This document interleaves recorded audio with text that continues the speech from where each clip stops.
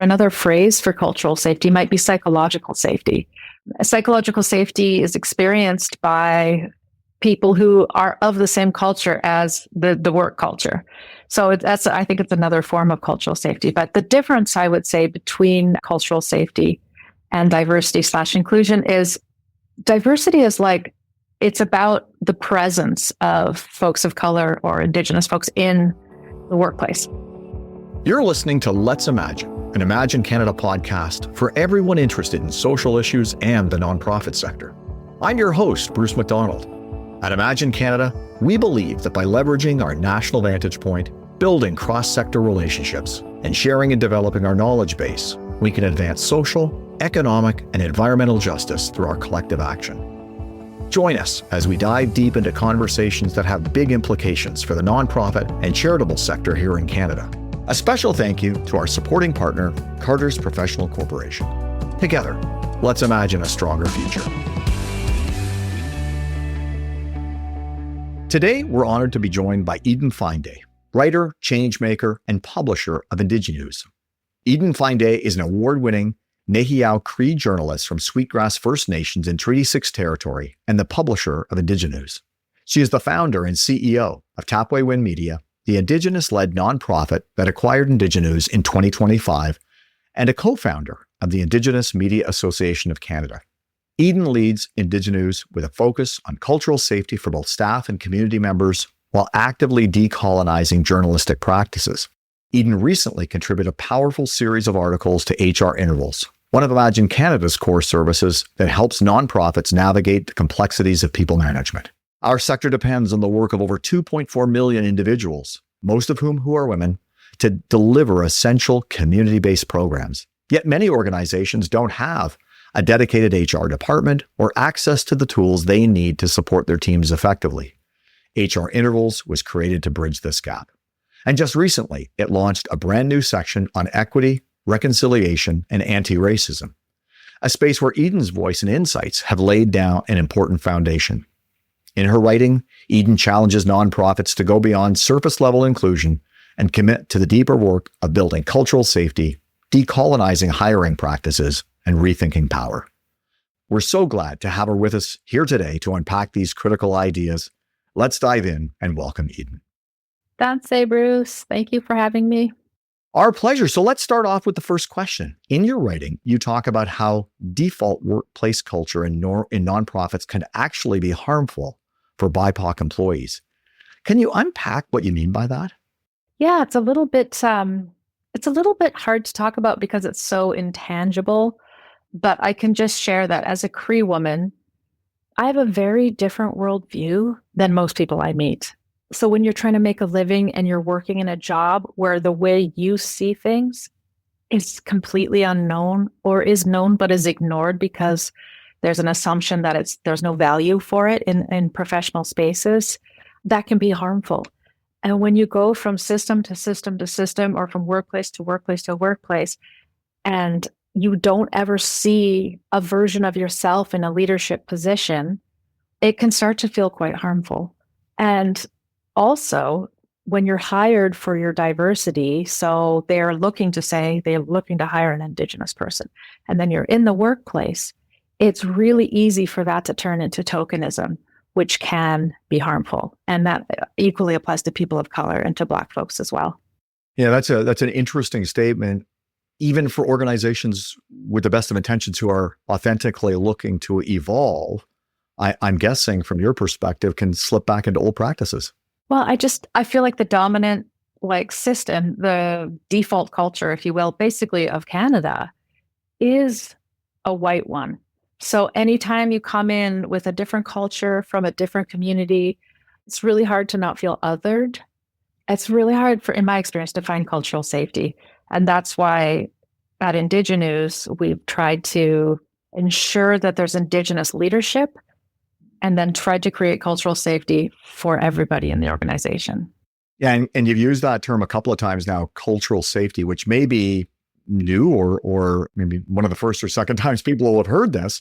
So how is cultural safety different from diversity or inclusion? And why is it important that this work be led by leadership and not placed on junior or racialized staff? Another phrase for cultural safety might be psychological safety. Psychological safety is experienced by people who are of the same culture as the work culture. So I think it's another form of cultural safety. But the difference, I would say, between cultural safety and diversity/inclusion is diversity is like, it's about the presence of folks of color or Indigenous folks in the workplace. Cultural safety is about how an employee experiences their workplace. And those things can be very, very different. And I think some people don't really understand those differences. But it's really like diversity is more like from the outside looking in, cultural safety is from the inside looking out. That's a really important distinction, I think, for organizational leaders who are looking to change their workplaces. I think it's also an uncomfortable distinction because all of this that we're talking about, we're challenging systems of power, and we're challenging the assumption that like whiteness is always right. And I think HR and also nonprofits in general, I think they have such, I feel like there's a lot of white women with good intentions, with good hearts, leading a lot of that work. And so I feel like sometimes talking about this can feel challenging because in a way we're asking them to give up some of their power. Yeah, that's so interesting. And so as we've having the conversation around cultural safety, that's talking about when staff are there. And you've noted that, one of the first barriers to hiring Indigenous staff is actually getting them to apply in the first place. So from your perspective, what stops people from applying and how can organizations overcome those kinds of barriers? I feel like a lot of Native people feel like they don't qualify for roles. If they come from a background of poverty or they didn't finish high school or university, there can be a lot of doubt about whether or not they would belong in a place. Like they won't even apply. The only times we've ever had success hiring Indigenous folks is when we explicitly said in the ad or in the statement saying that we're hiring, that people without specific training are still welcome to apply, and people who feel that they could learn the job even if they don't have the qualifications should still feel welcome to apply. Like we basically had to specifically like hold a hand out to people who, because I meet a lot of amazing Indigenous folks who would never apply for the jobs that I would post. I literally call them up and ask them to work for me because I know if I put out an ad, I won't get any Indigenous applicants. That's happened many times in my life.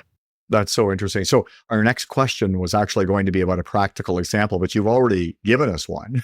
So I'm going to just maybe invite you. Are there any other sort of practical examples of what you've seen organizations do that have been inviting so that Indigenous folks might consider applying for jobs? It's almost like the workplace can go to them. So maybe you want to, if you're in Vancouver, maybe you want to go to the Native Education College and put up physical posters or call like the dean of students and be like, look, we have a job. We would love your students to apply. This is all we're asking for. Could you encourage them? And I think also like the more descriptive you can be in your job posting, so that there's not like an assumption of everyone knows what certain phrases mean or what certain job titles, even what they include. So you could literally list out the tasks or list out the traits that you're looking for specifically so that people can go, oh, I don't know what a comms person is, but I'm great at crafting emails. I love Canva and I'm a good conversationalist or whatever it is. You break it down and rather than assuming that the people know what that job is or what it includes, what it entails, you sort of spell it out for them. Make it it's like you're trying to make an invitation. You're trying to let down a ladder and invite them to climb up it. Yeah, it's interesting just, listening to the points that you've been making. It strikes me that from an employer perspective, two words kind of come to mind. One is intentionality, and two is working in a proactive way.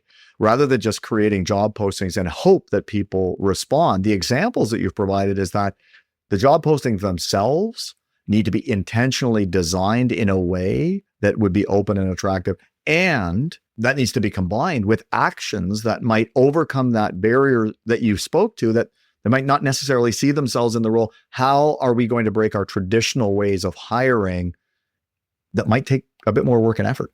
Yeah, it's just about being human. The way that you and I are here having a conversation as two humans.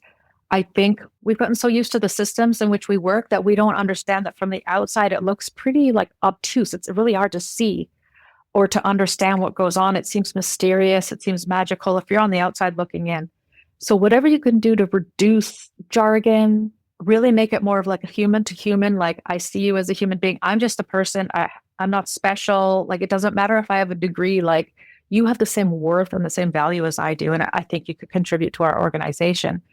Just focusing more on the human aspect and rather than job titles, qualifications, and any sort of jargon that might seem off-putting or confusing to folks who aren't already in these positions. Yeah, these are some great practical examples for organizations. Earlier, you introduced the word power into the conversation, and you've written that representation without power is not progress. So from your perspective, what does shared power actually look like in a nonprofit context? Okay, well, I can share a personal example from when I worked for the federal government. I think it was only like a year and a half. I worked for Indian Residential Schools Resolutions Canada. It was like this pop-up ministry that was created to address all of the claims against the federal government for the horrific acts of abuse that took place in residential schools and the forcing children to go against the will of their, families and such. I was a youngish Native woman. My dad is a residential school survivor. Both of my grandparents are residential school survivors. I grew up barely knowing my dad. I didn't really meet him till I was 14 because he was so damaged at Gordon's residential school. And it took him a while to get on his healing path. So obviously, like, it's a touchy subject for me. Like, my heart is like on the outside, because it's so personal. But I go to this organization in Canada, I go into the office in Vancouver, and everybody with any sort of power in that organization was white. But they had hired Native people like me. I was an admin assistant. I was a cleric. I was literally the lowest person in the hierarchy. I had zero power. And the person who ran the show was a white woman who was designated EX, right? In the federal government, that's like the executive level. So she's making the most money and she led the entire unit. In order to become an executive in the federal government, you need a master's degree. And she had her master's degree on the wall. And do you know what she had her master's degree in? Landscape architecture. And she's running the whole office where literally people are reading these horrific accounts of abuse and deciding how much they'll get paid based on the most disgusting, like the measurements were just inhumane. Like I can't even talk about them. They were so awful. Like literally you'd get paid more if someone hit you with the palm of their hand versus the back of the hand, like that kind of thing. And they needed people to dig deep down those memories, like exactly what happened in which part of your body with which part of their body, and it's just like the whole thing was sort of obscene. And yet there was Native representation there. She could go on the call with her boss and say, oh yeah, we've got 40% Native representation in this office or whatever. But all of us were clericals. Like none of us, very few of us, I think there was one Métis woman, were in the level that was assessing the claims or above. Now, I left that job harmed. And that's just one of like literally dozens of examples I could give you about Native representation without power. It actually makes it better for them and worse for us. That how is that progress? Indian Affairs did the same thing, right? Like they hire a bunch of Native staff, but none of the managers are Native. So really that type of representation perpetuates white supremacy. It allows it to go on for longer because they weren't addressing actually in every level of pay, there should be equal representation. Nobody said that. They were just like, oh, you know what I mean?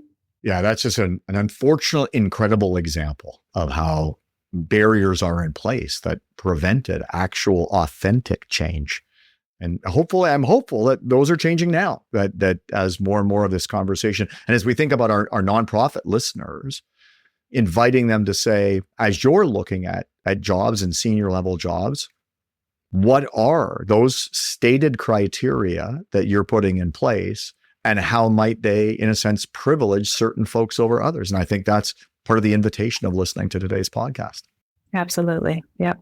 So we're going to maybe switch gears a little bit and talk about boards. And you had mentioned earlier the idea of tokenism. And so From your perspective, how can boards avoid tokenism, especially when maybe there's only one Indigenous or racialized board member? And so we see boards who are working to look and act different and reflect the communities, but how do they not move into a place of slipping into tokenism? That's very hard. Honestly, I think there's a whole segment of Canada's population who don't know any Indigenous people or have had almost no interaction with Indigenous people. And if that's the case, if you haven't worked with someone or really had an opportunity to get to know somebody personally who is Indigenous and has that experience of being Native in Canada, then maybe the only Native people you've seen are like on the street or in some other sort of marginalized place where you just default think that they're maybe uneducated or very, very disadvantaged. And you're not aware that there is so much brilliance and competence in our communities. I find that there's a default assumption that we're not as smart or as capable as our peers who come from a different background. I find that fascinating because actually, in my experience, when you give Native people power in organizations, they thrive and the organizations thrive. I'll give you a small example of that. Our newsroom at IndigiNews. We didn't always have an Indigenous editor. The editor is in charge of everything that gets published. It's really her responsibility. She curates all of our content. When Kara McKenna took over as editor at IndigiNews in the spring of 2022, this was, I think, one of the first times that an Indigenous woman was in charge of a newsroom. Very, very few newsrooms in the country have an Indigenous woman making all of the decisions. So I was like, this is exciting. I'm so excited Kara joined us. Let's see what happens. Well, in the last 2 years, like since she started, I mean, we've been nominated for like dozens of awards. We've been finalists for an NNA twice now. We won last year. We're finalists this year. We're competing against organizations like the Globe and Mail or the Toronto Star or the Winnipeg Free Press and winning in some cases. Meanwhile, we've got a newsroom of literally 4 people plus me.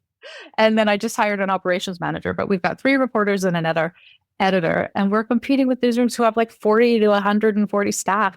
It's wild to me. And I'm like, this is how powerful Indigenous people are. When you give us the power, look at what we did. We created excellent journalism. We did better than when we were managed with a non-Indigenous editor. What an amazing example. And congratulations. That's really, thank you. really exciting. It was. Thank you. I think central to the conversation that we're having is change. And we've talked about power and tokenism. Along with that comes discomfort.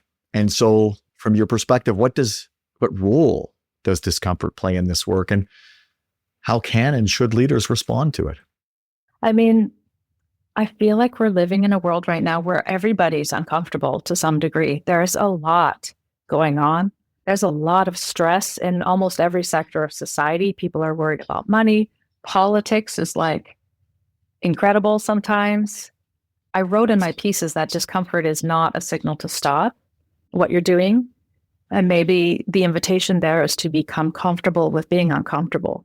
I like to think that as society continues to change at this very rapid pace, I don't know if you've noticed, but I feel like since COVID, the pace of change has just skyrocketed. Like things are just, I feel like every other month there's a whole new like platform I need to learn, or all the demographics have changed on things I thought I knew about are different. So we're all, I think, sort of reeling together. And I think this is a beautiful opportunity to join together and create something, build bridges that cross those cultural boundaries. So as who I am, where I grew up in East Van with a single mother who was on welfare. We were poor. I always felt uncomfortable. I felt uncomfortable at school. Like I felt uncomfortable walking down the street. I got used to feeling discomfort. I think now as we start to challenge these systems of power, maybe folks who used to feel comfortable are starting to feel uncomfortable. And I don't know what to do about that. All I can say is maybe together we can build something in which everybody feels comfortable in spite of our differences. Not that I have to change and become like you so that I can feel comfortable, but I can stay different and still be comfortable. That's really, really nicely said. And it's interesting, in our sector, the vast majority of organizations continue to be led by white leaders. And a couple of years ago, working with a whole range of organizations, we did something called the Equity Benchmarking Study. And I think one of the takeaways that was really key for me was that as we think about change from an equity and inclusion perspective, it was those mid-sized white-led organizations that were showing up as being the most challenged. For large organizations, they had more resources. They could bring in folks to do education and talk about new policies and systems and those kinds of things. There was capacity to make room for the conversation. For many small organizations, they were actually built in a way that was different. But the vast majority of those mid-level, mid-sized organizations, often led by white people who didn't have the resources, were struggling to keep the doors open and run the programs and services. And so they were the ones who showed up in the data as probably having the most difficulty despite interest in change. So as we kind of zero in on white leaders, you've noted and talked a lot about sort of starting with self-reflection. And I wonder if I can add education. I'm curious as to your perspective for white leaders. And why do you see that as so foundational? I do, for sure. I think I was really reflecting on what you were saying about mid-sized organizations with fewer resources struggling. And here's the thing, when you're in survival mode, you can't actually grow. You're struggling just to survive. And I don't want any organization or any leader to feel bad about themselves if that's the situation that they're in.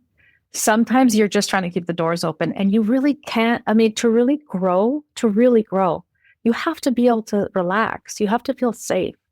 And when you're in survival mode, you don't feel safe. So you can survive, but you're not going to grow. And so if there's any leaders or any organizations who are listening to this right now, who are feeling like I've been in survival mode, I'm failing in my job to like include more people or whatever, I just invite you to have compassion for yourself and forgive yourself for not being perfect. And also realize that not everything has to happen right this second. And I truly believe that one of the ways to get out of survival mode is to just fully accept that that's where you are for now. And then from there, you can grow and you can find some space where you can like exhale and breathe. And that's when you're going to look at, okay, how can we incorporate change into this? A person who is in survival mode cannot learn. You don't put them in a classroom and be like, this is what you need to learn. It's going to be too hard. You're not going to be able to process it because survival mode necessarily means that your nervous system is activated. And I think for a lot of nonprofit leaders, their nervous system is activated all the time, especially if those resources are slim. So yeah, that's what I was reflecting on when you were asking.